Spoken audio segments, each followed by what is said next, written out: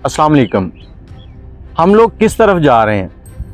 आज एक इंतहाई तकलीफ दे और दुख भरा वाक़या आपको सुनाने जा रहा हूँ, जिसमें नाना के जनाजे से लौटती हुई नवासी को ज़बरदस्ती इज़्ज़त लूटी गई और बाप, माँ और रिश्तेदारों के सामने 50 मिनट तक ये मामला जारी रहे। अब ये सारा वक़ूआ कैसे पेश आया वो आपको बताता हूँ। आसिफ साहब हैं, बहावल नगर के रहने वाले, और उनकी मिसेज़ का नाम है इकरा। इनकी शादी हुई और कुछ वक्त के बाद इनके एक बेटी होती है जिसका नाम शहज़ादी रखते हैं। अब वक्त गुजरता गया, शहज़ादी बड़ी हो गई।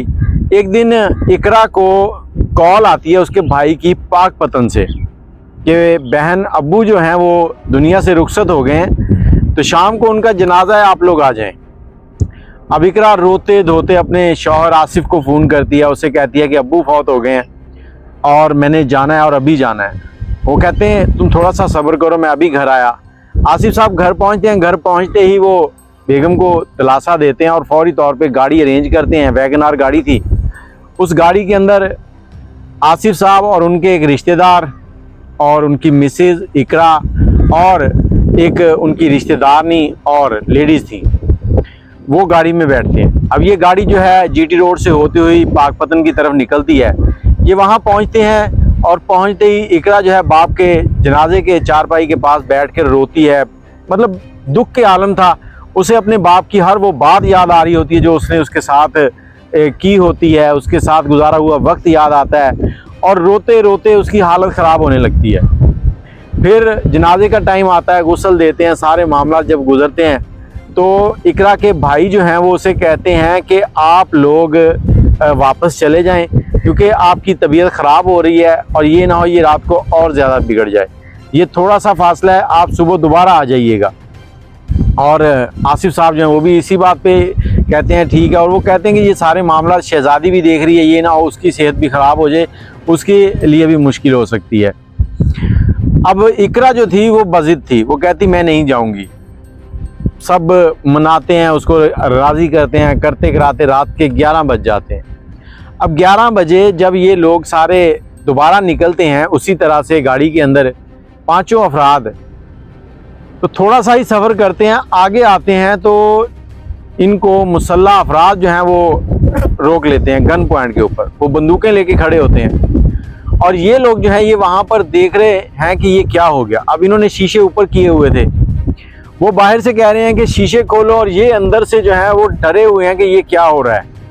अब इन्होंने आखिरकार शीशे खोल दिए कि क्या होगा, हमारे पैसे जेवर या जो भी हमारे पास मोबाइल है वो ले जाएंगे, तो कोई बात नहीं, ले जाएं, उसके बाद हम खैरियत से घर तो पहुंच जाएंगे। क्योंकि वो लोग तो पहले ही सदमे में थे। और जैसे इन्होंने शीशे खोले उन्होंने इनको नीचे उतारा, इनसे सारा सामान छीनने के बाद इनको नीचे फसलों की तरफ ले गए।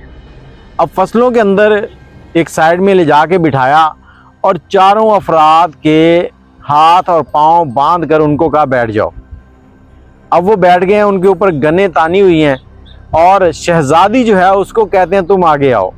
शहज़ादी को पकड़ कर साथ ही मकई का खेत होता है उसमें ले जाते हैं और ये 4-5 अफराद 50 मिनट तक उस बच्ची के साथ ज़्यादती करते हैं। अल्लाह पूछे इन लोगों से, उसके साथ ज़्यादती करते हैं और ज़्यादती करने के बाद 50 मिनट के बाद इनको वो वहाँ से गाड़ी वगैरह सब कुछ लेके चले जाते हैं। और ये आलम होता है कि बाप बेटी के सामने नज़रें नहीं उठा सकता, माँ बेटी की तरफ नहीं देख पा रही क्योंकि उनके सामने उनकी बेटी की इज़्ज़त लूट ली। बेटी सबको आवाज़ें देती रही, वो बेबस थे क्योंकि उनको बांधा हुआ था। आज मुझे पुराने वक्तों के वो डाकू याद आते हैं जो रास्ते से गुजरती हुई औरत को भी अपनी माँ बहन समझते थे।